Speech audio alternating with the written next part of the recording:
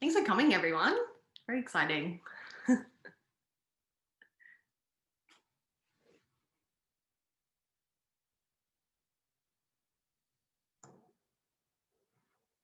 everyone. How do you feel, Ash, now the book is like really out there in the world? I felt awful at first and now I feel fine. Yeah. Yeah. Yes, it was it was a surprising feeling when it was published, actually, that I didn't expect. I was so excited to get it accepted, and then the kind of the rush of getting through the final edits is also exciting, and picking the cover and seeing it all as an actual thing, even as a PDF. Then when it was released, I was like, should people actually going to read it? Yeah, that's the scary bit, isn't it? You suddenly think, oh gosh. Yeah, and not just people that like I've asked to read it, knowing that they'll, will write something sympathetic about it, but like anybody can read it. Anybody that I haven't sent it to can read it. Yeah, it was very weird. Who was the first person that read it apart from Emma? It would have been my PhD supervisors, and then the examiners, because it was part of my PhD project. But then, who would have been the first to read it after that? I think it might have been my dad. Oh, that's nice. Yeah, I think so. I asked him to proofread it. So yeah, it was probably him. Yeah, outside an immediate academic audience.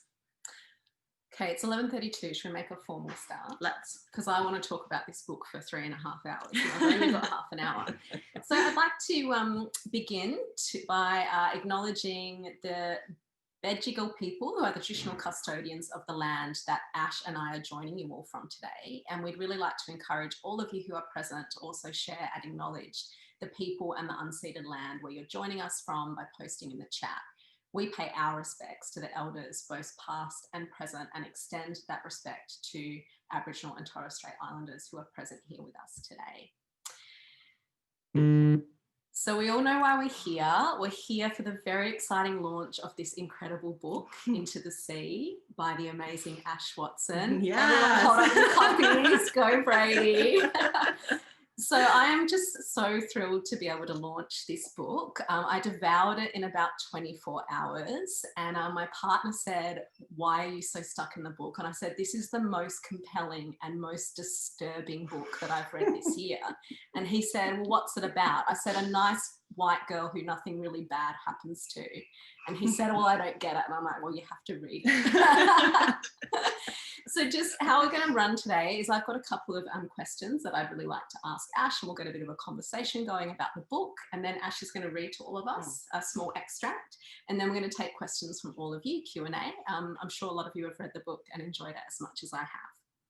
So you ready to go? Yeah, let's. Okay, well, thank you so much, first of all, for giving me this opportunity. As you know, I am a crazy fan at this point, and I've really found it a compelling read, and it's been really good to revisit it and think about it. So I wanted to start by thinking about this is a work of fiction, really, and about genre, because I think you do some work to really destabilise a lot of the ways fictional narratives about young people usually work. I think particularly in Australian fiction, although your main character Taylor is maybe a little bit older than the typical coming of age protagonist, I kind of found the story to be a bit of an anti-coming of age story in a way. You know, it sets up glimmers at the beginning, all these expectations that there's going to be growth and drama and transcendence of the young woman finding her way in the world. I think we're kind of trained as readers to expect that from realist fiction about young people, especially about young women. You know, I was thinking about the classic novels that I would have read as a young person, like Looking for Ella Grundy or, you know, Head On and later Barracuda. But you don't deliver on that for Taylor, at least not in the way that maybe we as readers expect. So I was wondering, what do you think about the genre of the novel? What were you thinking about when you wrote it? And how does that destabilisation possibly enable that more sociological imagination in the novel? I'm really glad this is a question you asked, because it's something that I thought a lot about while writing the book, and I tried really hard to think about, and was actually the narrative structure was something that I struggled with being okay with, because yeah, as you said, a lot of those like coming of age stories of young people have particular kinds of struggles and have particular kinds of milestones that structure the narrative and give the narrative a particular shape. And I was very conscious that when I wrote Taylor in particular, that she was a character who had kind of just aged out of that time of her life. I guess it's kind of a post coming of age novel in that sense, in that it's, you know, she's had this great coming of age experience. She's been to university, she's fallen in love, she's moved out of home. Her and all of her friends are starting in their careers. It's kind of starts at the end of the coming of age narrative. And I guess the question for me was, so what's next? There's such a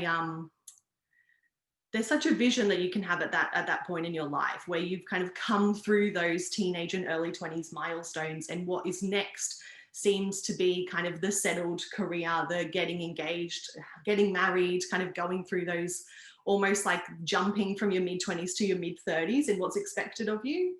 And the friends that I was around at that time, and the people I was around at university, and the students that I was teaching, that very much wasn't, I don't know, there was a void there that I was interested in exploring, especially because,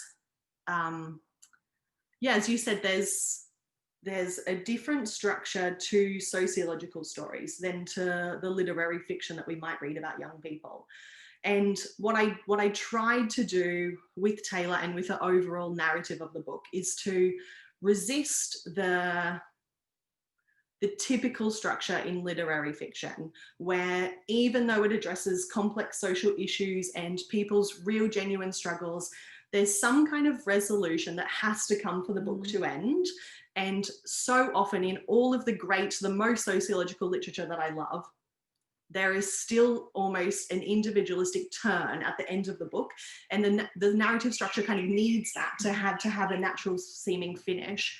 And for me, I wanted to resist that, because I guess one of the key questions I was thinking about while writing the book as a sociological project was not just kind of what parts of these young people's lives could we tease out as sociologically meaningful, but yeah, that shape of the story and that shape of a path in a particular time of life that doesn't have a kind of easy narrative resolution to it. So I think the structure, particularly in the latter third of the book, I really try and resist that individualization of the narrative in order to provide something that feels like a finish. It's the last couple of chapters in particular, I've tried to set up like an open ending that doesn't have that same structural arc. Yeah, and I think that's really effectively achieved as well. Oh, good. Yeah, that sense that there is no neat transition to another stage, or there is no breaking free or escape either, I think, yeah. So I guess my next question was about your relationship to Taylor, because I grew up in Perth in WA, and that Australia that you depict is so familiar to me and so familiar to, I guess, my life as a young woman. And so I was wondering about your relationship to Taylor, because for me, in some ways, her life has aspects of a fantasy life that maybe I would have wanted my life to be like at a particular age. But then at the same time, her life also feels like a nightmare that I maybe narrowly escaped. So what's your relationship to her? I'm super glad that resonates, because that's exactly how I felt, both as a young person writing the book and how I hope that the novel feels, that it's kind of in Taylor herself, but then also that vision of Australian society that the book is set in. It's kind of, you're living the dream, right? But then, like, what is the dream when it's like actually genuinely a waking nightmare? So the starting point for writing the character of Taylor actually is a very lived one. So I was a writing major in undergrad and in my honours year. And at the end of my honours year, I'd taken a couple of sociology electives along the way. I really loved it, but I couldn't make sense of what to do with it. It was just kind of something interesting for me that I liked to think about, and I liked that it kind of made me more politically engaged and start to think about myself in the world in different ways. But then, you're at that period of time where it's like, okay, well, you've done your undergraduate degree, you've like taken the luxury of an honours year. Now you need to like crack on with it, like get a job, go and do something meaningful. And it was a toss up for me whether I would do a PhD or whether I would do a grad cert in high school teaching and become a high school teacher. So I guess it's that moment in my life that I took the path of more study and doing a PhD. And that's the intersection where Taylor starts, is what if it was the other direction and the other path. And yeah, that was, I mean, she is, the starting point for her is a parallel me, but it is she's different to me. I kind of intentionally have written her with a different personality and trying to kind of extrapolate that experience. Yeah. Okay. Yeah, I mean, she's a really relatable character, but then not a relatable character in so many ways. And you kind of root for her a lot throughout the book. And she has these almost glimmers of awareness and self-reflection that you really want her to kind of actualize on, but then she never does. And yeah, that is another aspect of the book that's quite destabilizing, I think, as a reader. So the other question I wanted to ask about Taylor's life in particular, and again, I think this goes back to the way in which the novel plays with, but also deliberately sidesteps some of the conventions of the literary form. And that really is a question about men, because again, in novels that are about young women's lives, often heterosexual young women's lives, I guess, in particular, men play this role to kind of drive the narratives of the women. So we're so used to kind of romances, daddy issues, like love triangles, all of these ways in which like romantic interests and interests in men kind of drive women's character development in particular ways. And that's so noticeably absent in this book. Like Taylor has a really nice boyfriend. Like he's nice. You know, he helps out with domestic chores. He's really sweet to her. But their relationship is at the same time like one of the most terrifying things in the novel. There is like no desire, like there's no conflict. They barely even ever have like a real conversation. And, you know, the desire for you know that he's going to deliver on the proposal and the ring and the wedding and all the things that she actually wants. But there's such a darkness to that absence of desire and sex and conflict in their relationship. And there's a few other men that kind of circulate around her, particularly her brother, who's kind of the slightly troubled character. There's a family friend who commits suicide. But even these kind of complicated men, they only really shuffle in onto the sort of edges of Taylor's consciousness in a way. So tell me about the dudes and why you chose to write those relationships in that way. A lot of those relationships reflect a lot of the relationships that I have had with men growing up as a young white woman in this country. And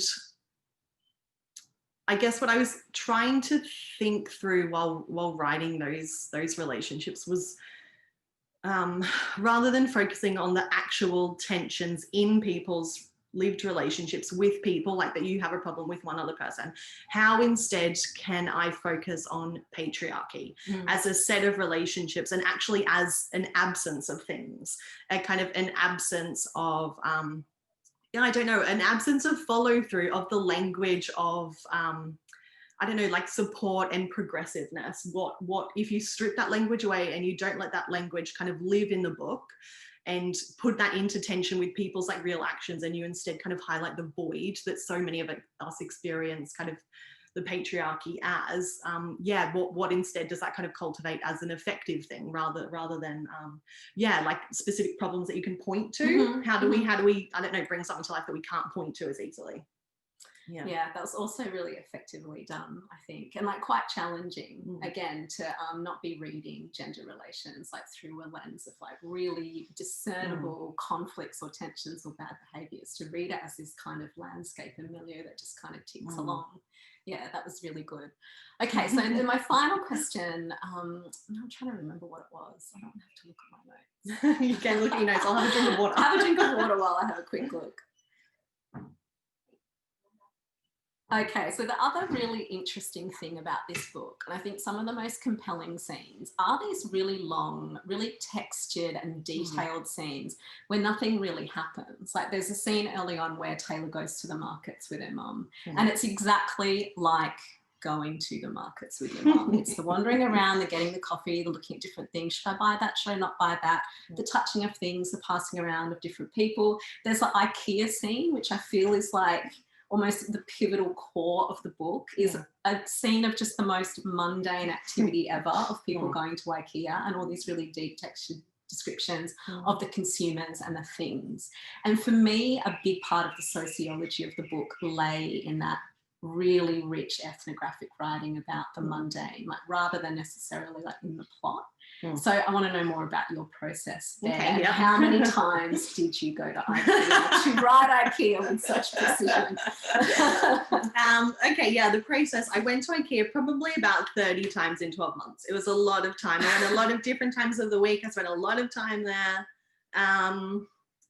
Yeah, it was, it's very weird to spend that much time in an IKEA and seeing like the enormous mix of people who come to an IKEA and are all kind of practicing the same thing, but in such different ways. And yeah, I guess in part of trying to think about a sociological structure of a narrative, I thought, well, I'm not going to, the main focal points of the book are not the things that happen, but the places that they are. And that's something I really tried to cultivate in the style of writing. That, like you said, nothing much happens in the book. Actually, the key things that drive the narrative are not things that the characters themselves are all involved in. It's things that they see on the news. Yeah. They're the narrative kind of plot structuring parts of the book. And it's yeah, it's the places that matter for me, I guess. So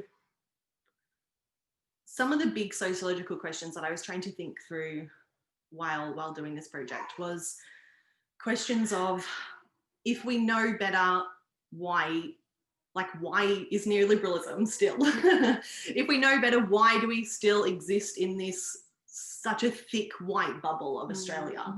And I think what causes that drag is all the material things of everyday life. It's the stuff of everyday life.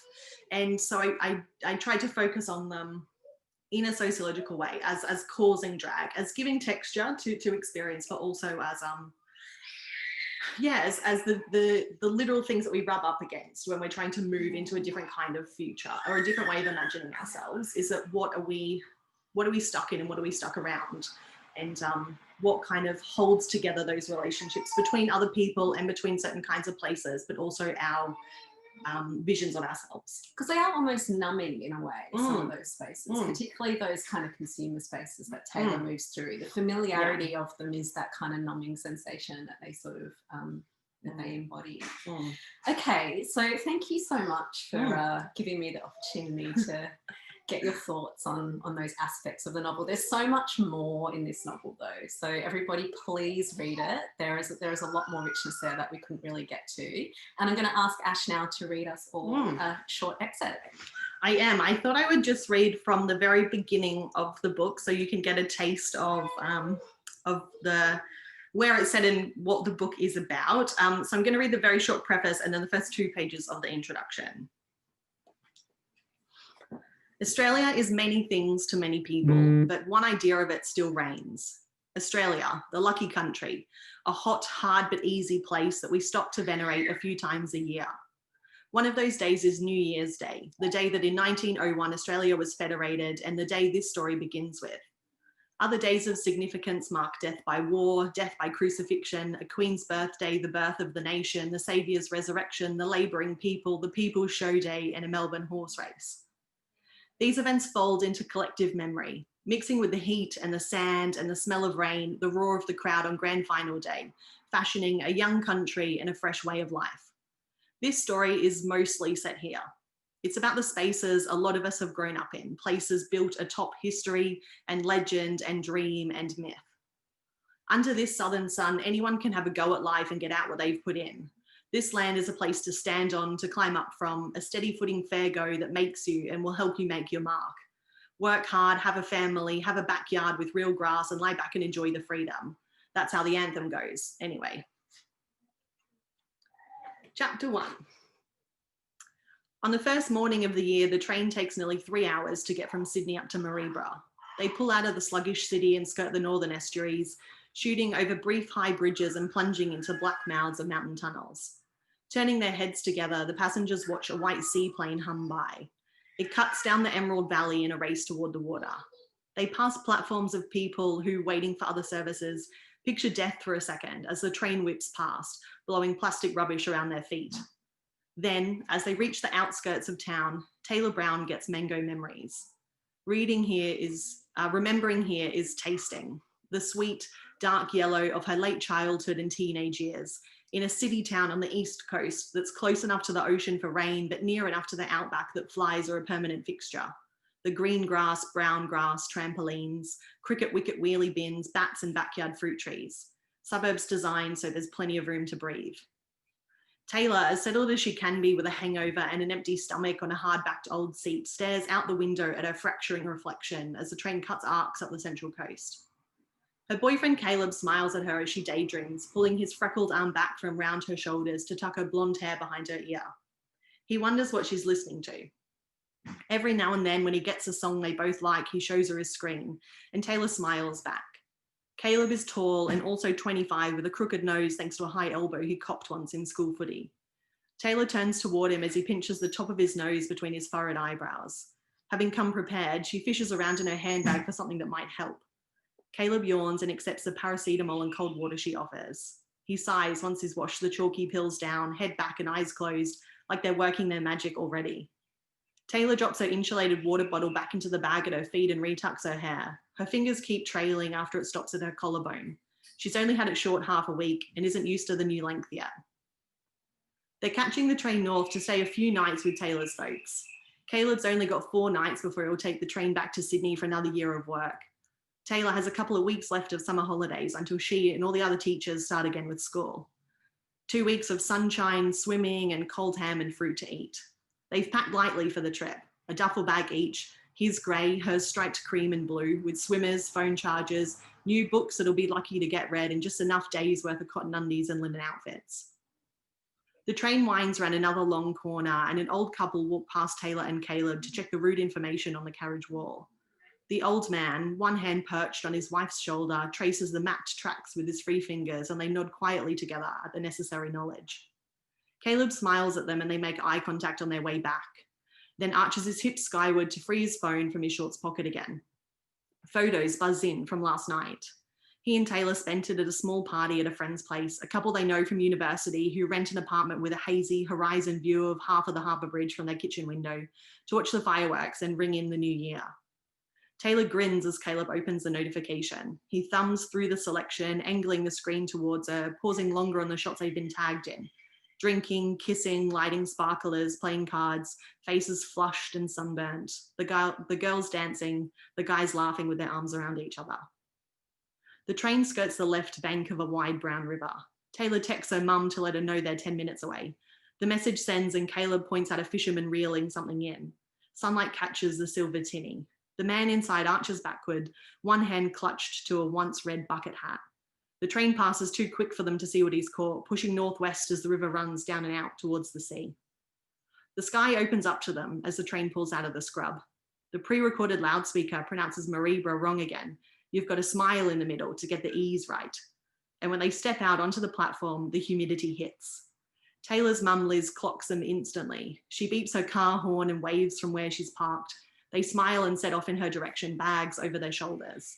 Liz would normally meet them right outside the train, but it feels like 56 degrees and Taylor turns to tell Caleb she's probably not got any shoes on. 3 steps down the ramp towards the 4-wheel drive, Caleb exhales heavily. Shit, it's hot, he says. The cicadas nearly drown him out. Thanks. Okay, so we've got a few minutes for questions from all of you. Maybe just give me a wave if you're on video. If you want to ask a question, pop your hand up. And if you don't want to switch your video on, maybe just give me a thumbs up emoji and I'll be able to see that you want to ask a question.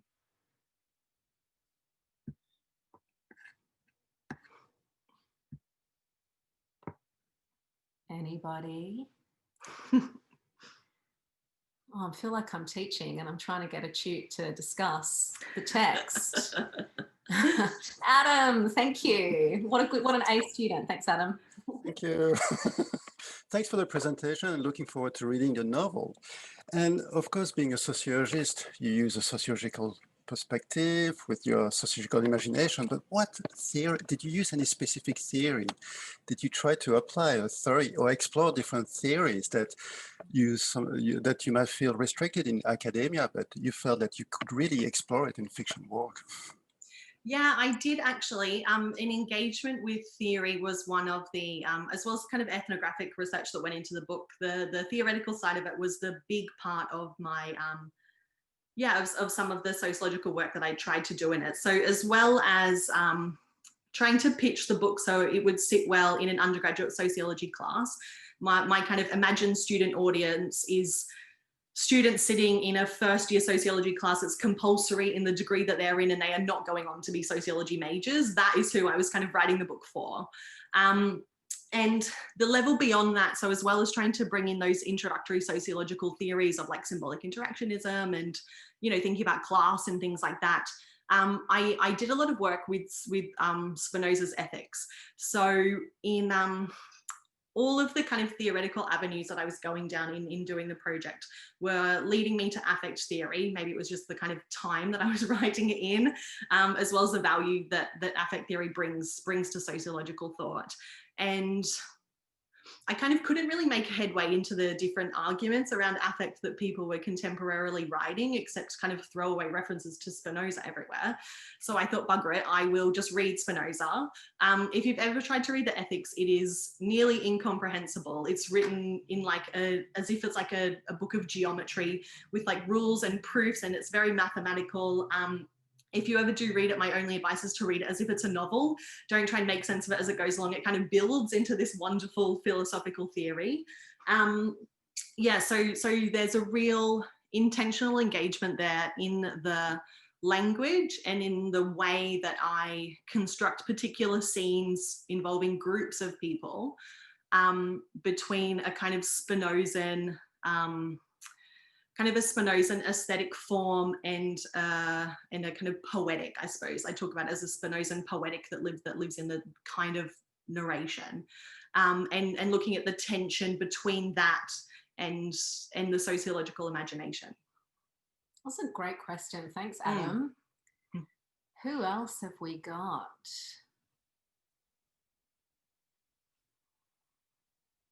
Okay, if no one else has a question, we still do have a couple of minutes, so I might take the liberty of asking another one. So one of the things you alluded to in our earlier chat is how some of the more milestone moments of the book aren't really about Taylor's internal world, but they're about external things that happen outside.